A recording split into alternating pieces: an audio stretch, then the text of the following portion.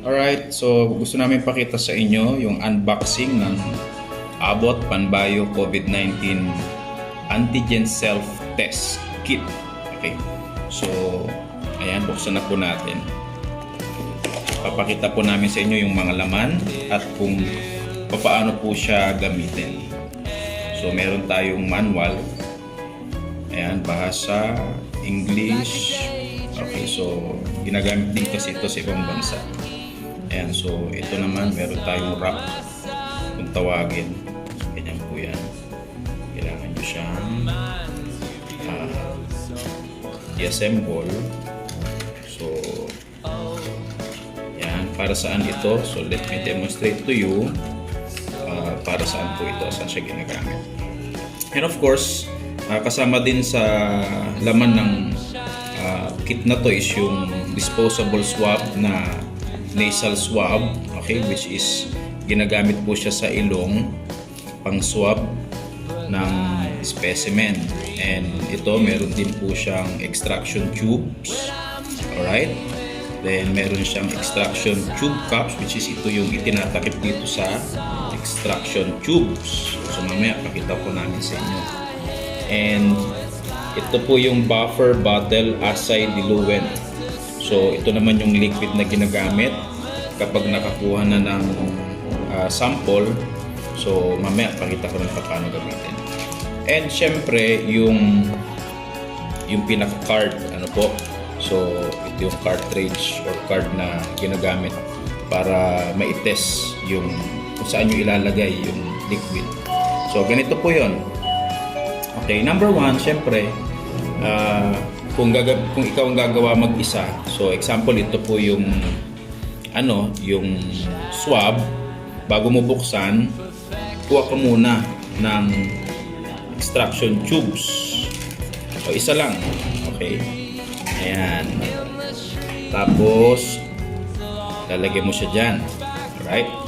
Then kukuha ka ng liquid. Okay, yung buffer bottle, yung diluent, assay diluent. And syempre, prepare mo rin yung cap. Okay? So yung takip. So, ayan.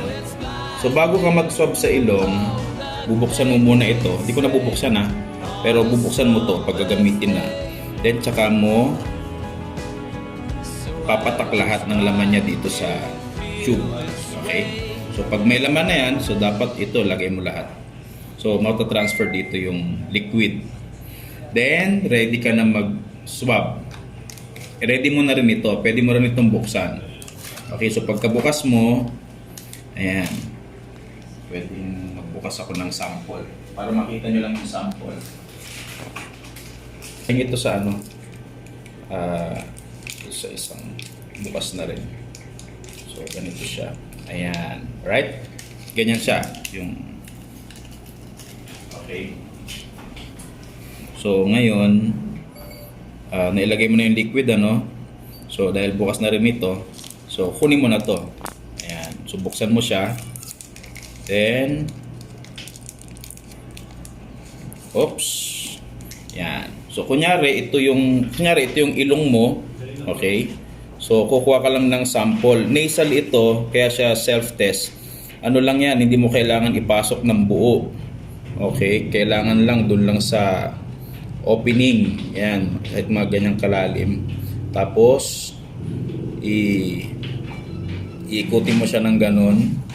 Alright? So pag nakakuha ka na ng specimen, okay, galing sa ilong mo, saka mo siya ngayon dito, gaganon sa loob hanggang sa yung liquid niya sa loob dumikit itong swab para ma-transfer yung specimen galing dito dun sa liquid. So pagkatapos nun, sasara mo na. Okay, ito yan yung cap, yan purpose nun. Ayan. By the way, ito pinuputol yan. Pag nailagay mo na yan dyan, puputulin mo yan pagkatapos mo nang ikut-ikutin. So nandyan lang siya. Alright? So ganon. Then ito, kita mo dyan, bubuksan mo na ngayon ito. Then yung liquid na nandito sa loob, papatak mo ngayon dyan. Yun. 1, 2, 3, 4, 5. So 5 drops. Yun. So after that, syempre kailangan meron kang basurahan. Alright? Dapat ito naka to sa plastic. Okay? Itong mga gamit mo dito. Then just wait for 15 minutes. Okay? So para makita mo ano yung magiging result. So meron diyang guhit na lalabas. Pakibasa na lang yung manual paano siya makita kung positive or negative yung result. So makikita mo dito sa manual. Yan. Okay. Yun. Ayan. Okay, meron naman ditong instruction din. Pero yung purpose ng video para makita nyo lang yung parang actual na paggamit.